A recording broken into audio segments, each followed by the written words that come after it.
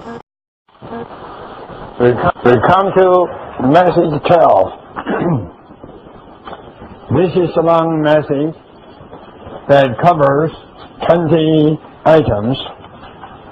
This is on Christ's person in the fulfillment of the Old Testament prophecies. It is altogether 61 items.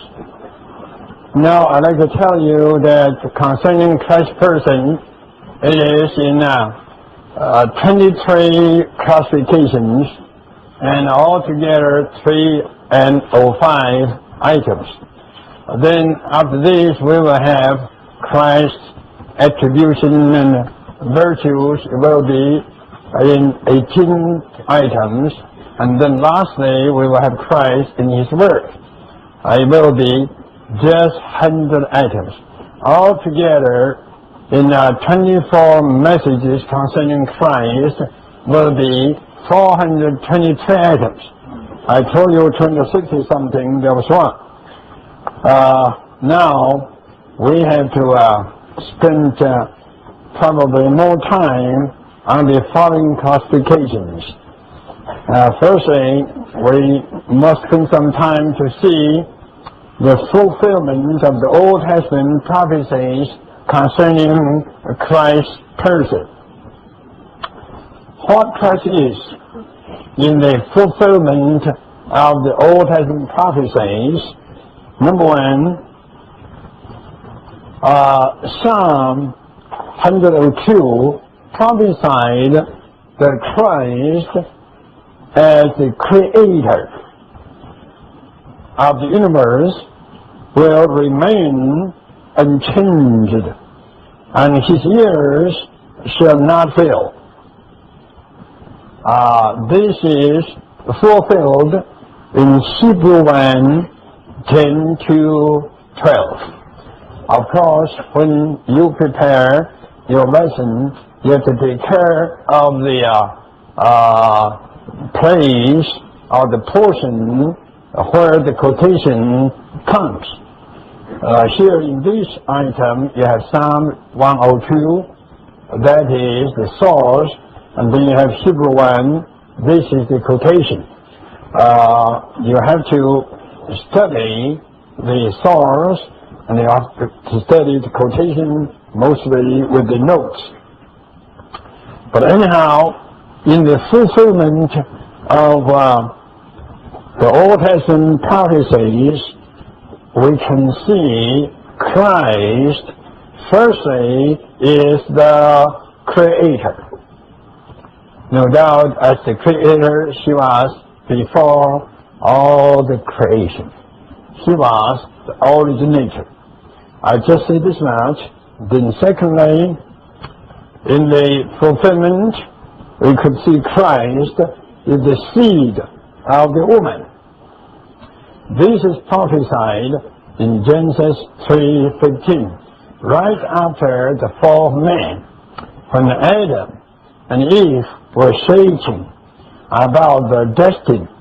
God came in to promise them that a seed of the woman will come to bruise the head of the serpent that damaged them.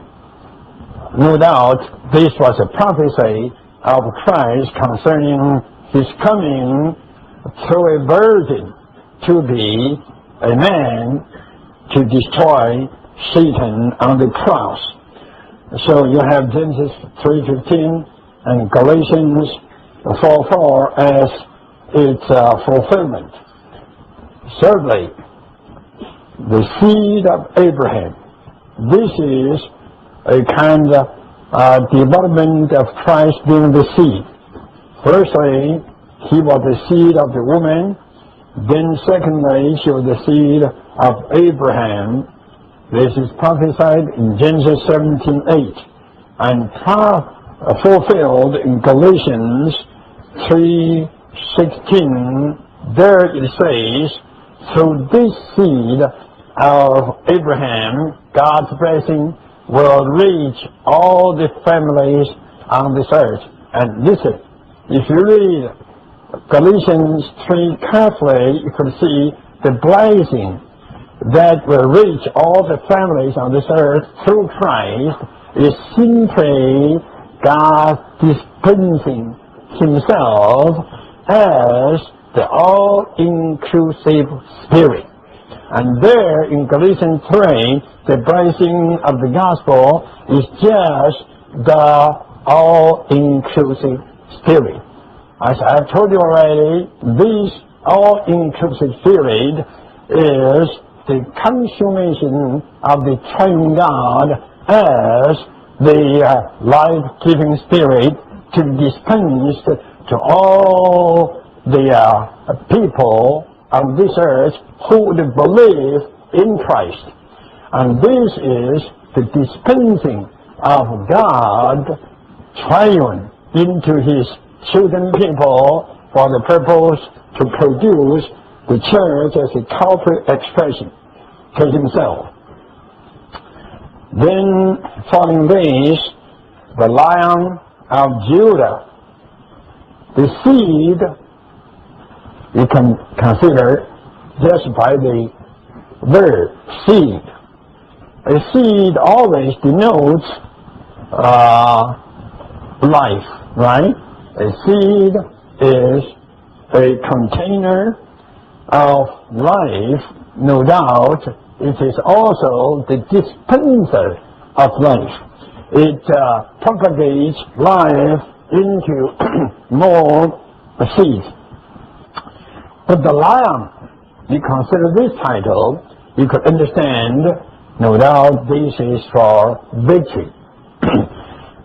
Christ is the seed of Abraham, and He is the Lamb of Judah.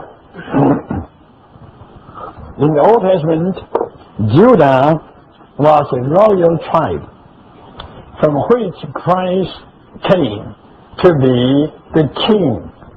As the king, He conquered the enemy as a lamb winning everything. This is prophesied in Genesis 49:9 and fulfilled in Revelation 5:5. I do believe you could find a very good note there in Revelation 5:5. Then it goes on. Christ is the root of David, the root, very source from which David came out. He's not only the source of David, but also the root of David's great father, Jesse. See? The root of David, also the root of his great grandfather. You could read Isaiah 11:10, and also the fulfillment in Revelation 5:5. Christ is also the seed of David. He's not only the root, but also the seed. In this you can see the all-inclusiveness of Christ. He's the source, He's also the issue of David. David came out of Him, and He came out of David. It's really meaningful. You have to read 2 Samuel chapter 7, Romans 1. Now, we go on to see this Christ, even in the fulfillment of the Old Testament, is God, whose throne is forever and ever. God, His throne is forever and ever, and the scepter of His kingdom is uprightness. He has a throne, He has a kingdom, He has a scepter. And He, as the God, is the one whose God has anointed Him. That means God has anointed God. We can't understand, but it is here mentioned. God has anointed Him with the oil of exultant joy above His partners, and His partners are we. So in need to read Psalm 45 and spend much time on these verses in Hebrews chapter 1. And I believe quite a number knows that. This needs a lot of understanding. Then number 8, in the fulfillment, Christ is a child born to us, right? In Isaiah 9:6, a child was born to us. This fulfilled in Luke chapter 2:11 through 12. And this child is Emmanuel, born of a virgin. They have all the references there. Then the Christ born at Bethlehem. Then, as the newborn Christ, he fled to Egypt and escaped to Galilee to dwell in Nazareth. All these details are prophesied in the Old Testament and fulfilled and recorded in the New Testament. As such a man, he is a root out of a dry ground. That means a poor man out of a poor family, having no form nor comeliness. No form, no comeliness. You have to read Isaiah 53:2, 2 Corinthians 8:9b. He became poor for us. And then Matthew 13:55 through 57 there, you could see he was despised by people, and people couldn't see any kind of form or comeliness that people could appreciate. Then we go to the next page. He is in the fulfillment, the Lord, before whom Elijah came to prepare his way. And this Elijah was John the Baptist. John the Baptist was the fulfillment of the prophecy concerning Elijah coming before the Lord to prepare his way. In the foregoing 11 items, you could see in the fulfillment of the prophecies concerning Christ, both his divinity and his humanity. I have to point out to you that in those 11 items, you could see he was the very creator, right? Who shall remain unchanged forever and ever. And he was also the very God. Yeah? Yet, he was very God, anointed by God.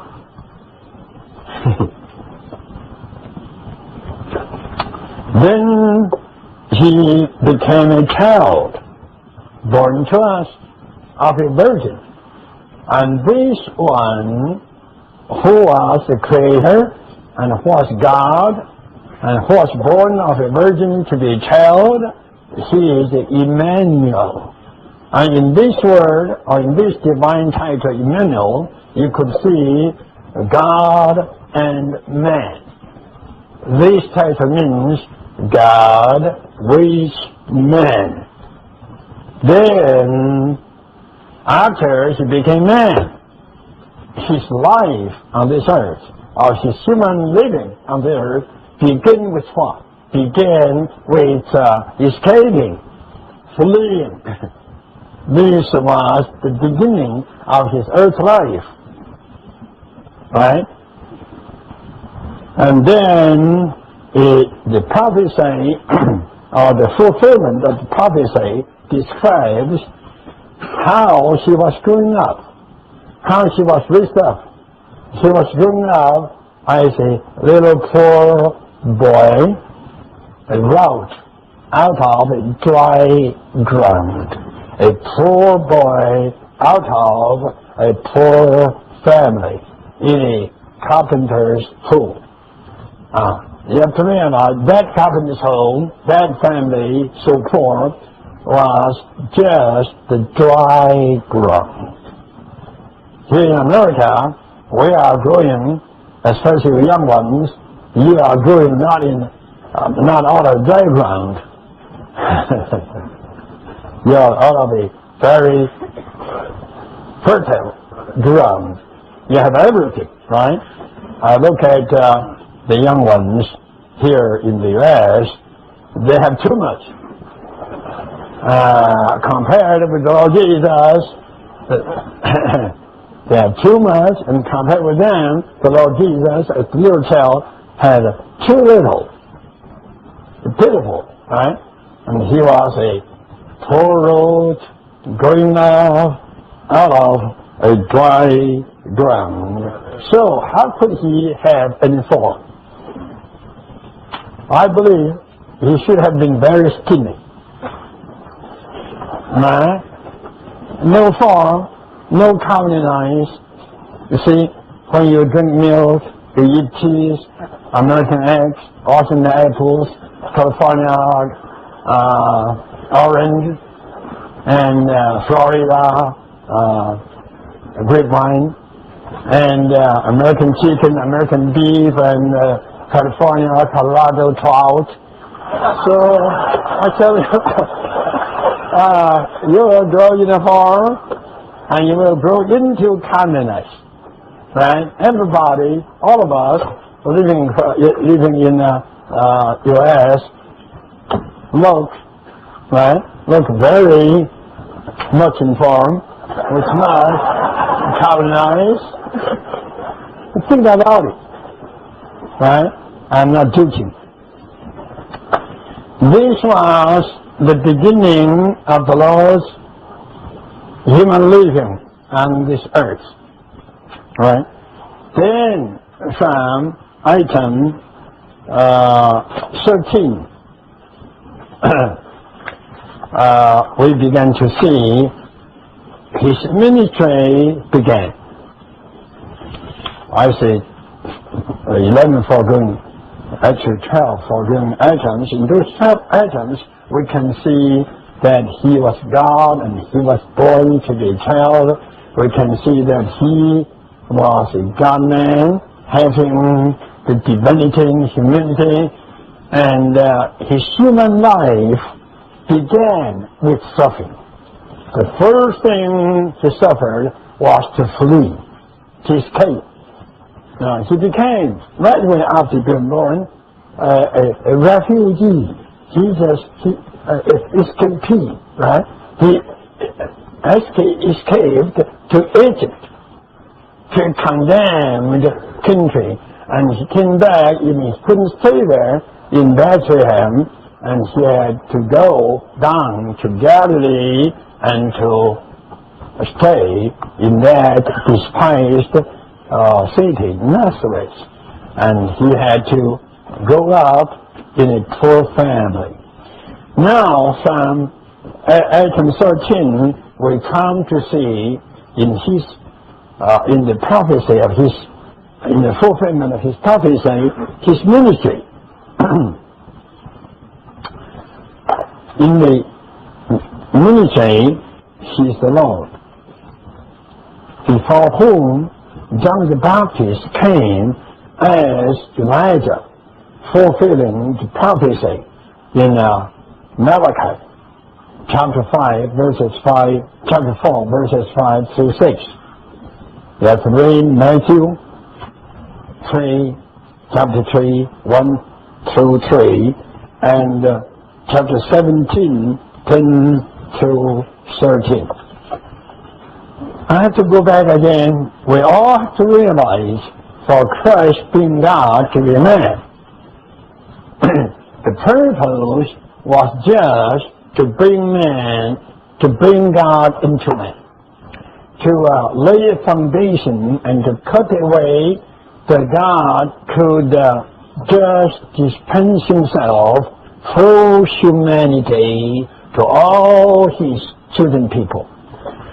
You should read the entire New Testament, then you could pick up such an inclusive view concerning Christ being God and becoming a man, that God may have a way to dispense himself into man through humanity.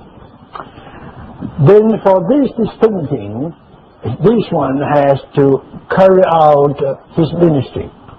And at the beginning of his ministry, God firstly sent one Elijah, which was John the Baptist, to prepare the way that this one could come in to dispense to all the ones who would be called by him. Then after this, he came into the scene of his ministry. At the very beginning of the scene, he was the Lord who was anointed. He was the one who was anointed by the Lord to bring good news to the poor and to proclaim the Lord's Jubilee. This is quite meaningful. From now on, mostly the prophecies will be quoted from the book of Isaiah. First of all, we have Isaiah 61, verse 1, that tells us Christ will come to be God's anointed, to bring the good news to the poor and to proclaim God's Jubilee. What is Jubilee? That is the accepted year of God. Jubilee means God's exception. God's acceptable year is a Jubilee. If you are going to know Jubilee, you have to study, live study messages on Luke chapter 14. You have a number of messages now. All these messages are printed in small leaflets. I hope that you all would spend some time to study those live study messages. And Jubilee was prophesied in Isaiah, and it was typified in Leviticus chapter 25.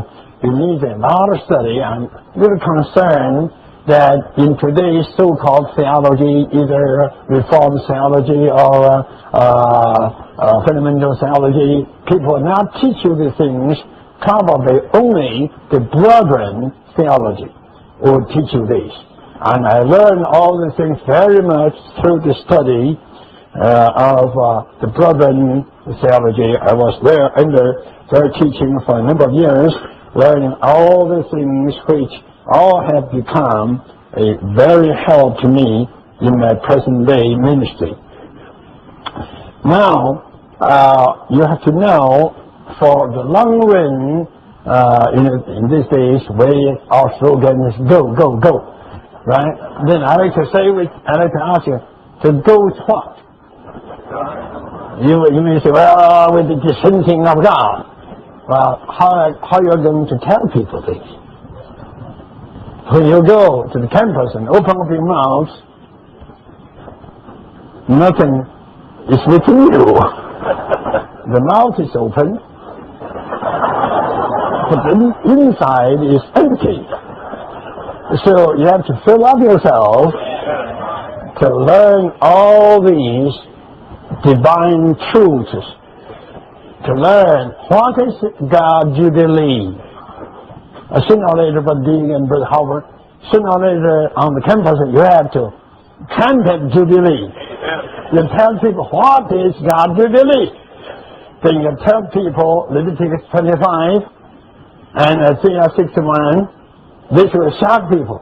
They would say, we never heard of this. He said, right. but now is the time for you to hear it.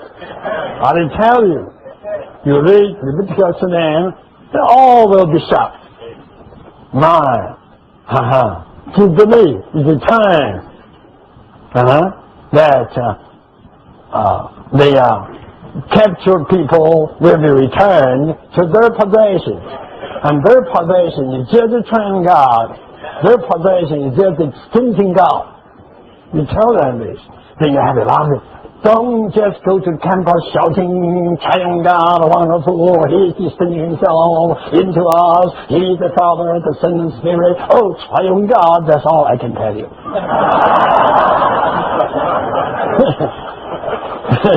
This will not attract people, right? You have to paint a picture, right? You have to paint a picture, picture after picture, picture after picture. You paint. Right? So you have to spend more time. I charge all the young full-timers in Taipei, in the entire island Taiwan, whoever wants to be a full-timer, the first thing he has to do is to spend 4 hours every day. At least 5 days a week, and most of them do it 6 days a week. Monday to Saturday, early morning, 8 to 12. I told them the different hours. 8 to 12, you must spend yourself on the life study with the conversion plus the notes, hoping within at least 2 years' time, maybe 4 years' time, you could finish the study of the New Testament. And I believe through this kind of study, you'll be equipped, and you'll be filled, even you will be saturated, and you will be infused with all the divine truths. Then you go, I tell you, you will have a storage which could never be exhausted. Then you go to campus. Open up your mouth, everything will come out. Whatever you say will be riches, right? Will be a richness of the triune God. So I encourage you all to spend time to equip yourself, to perfect yourself, that you will be a good minister of the rich word of God as revealed in His scriptures. Then, after he was anointed to bring the good tidings, to proclaim God to believe, he became a great light. Now, I do believe the gospel team goes out, probably many people would have the impression that this gospel team seems to be a great light. When the gospel team comes, light comes. You know, when the Lord Jesus was walking along the Galilee shore, people saw a great light. She was a great light springing up to the people who were sitting in darkness and sitting in the shadow of death. I tell you, all the students on campuses, they are sitting in darkness. They are sitting in the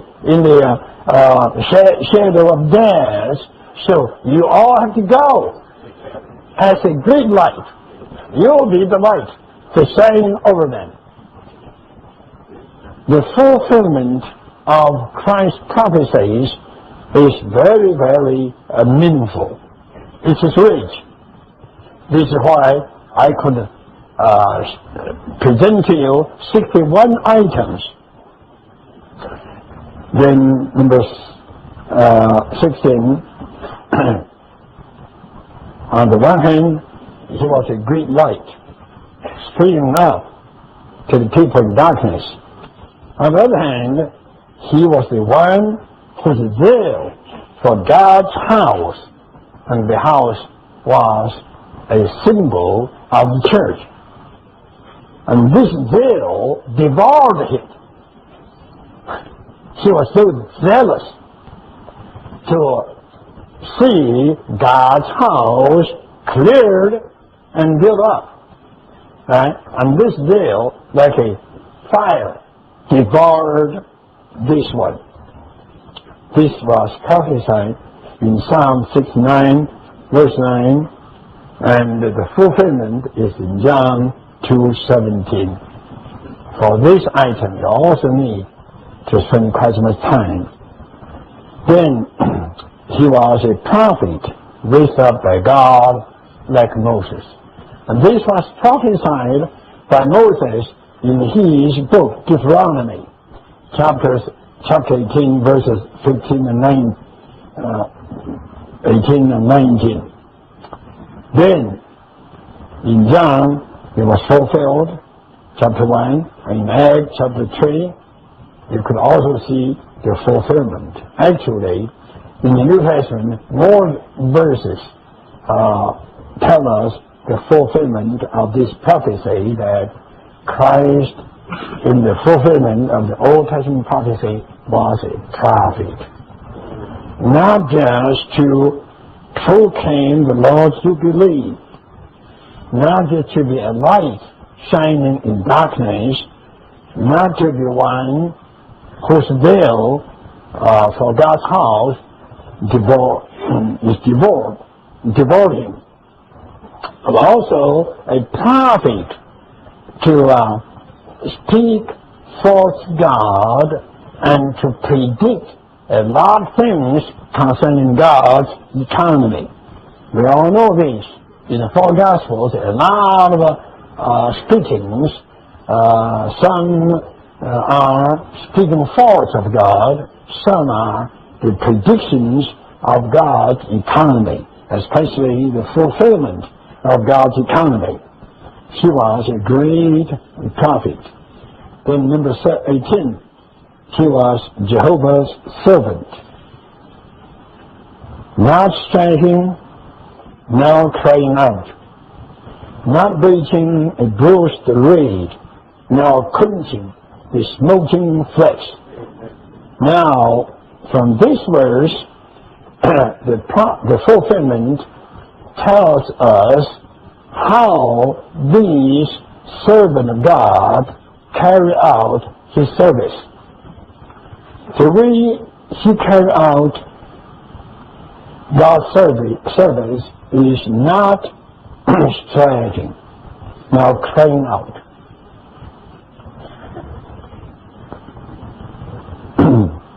Not reaching a bruised reed, and the bruised reed is just weak.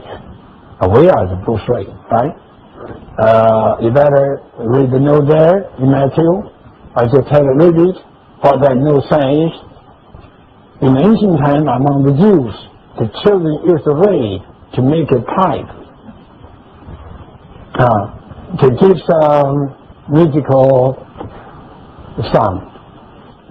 But when the reed was bruised, that becomes of no use. Then people just break it or throw it away. And we are just reckoned that can reed bruised. As a rule, the Lord Jesus should just break us and throw us away. But he would not break. He would not break a bruised reed. Now, quenching the smoking flesh. In ancient time, they don't have flashlight. They don't have any electrical light and so forth. They use the hands to make a flesh, burning the oil, especially light in the night for the work. But when the oil is burned out, then the flesh becomes smoky. Then what should the people do? The people just quench it and throw it away. On the one hand, we are the bruised reed. On the other hand, we are the smoking flesh. It is considered how smoking were. in the past. I say, Lord, we should be broken by him, and we should be quenched, thrown away by him, but he wouldn't do either. He would not break the bruised reed, nor quench the smoking flax. And this describes what the kind of tender, and merciful service he was carrying out. So we have to learn the same thing. In our ministry, going out to campuses will be, however, I like to see a boldness, but don't go there to break reeds and to quench flesh. Be merciful and be tender, and your kind of going, your kind of service on the campuses must be very merciful, very tender, taking care of the bruised ones and taking care of the smoking ones. Mostly we lack the strong ones who will never be bruised. We lack the clear ones and never smoke. But love the bruised ones and love and take care of the smoking ones. Well, also learn to get on the campus not to strive with others. And don't propagate. Don't cry out. Cry out means what? Just to propagate. To tempt yourself. Don't make yourself like a pub person. Number 19. He was a man of sorrows. This is good term. A man of sorrows. Not a man of enjoyment. Not a man of blessings. Not a man of happiness. But a man of sorrows.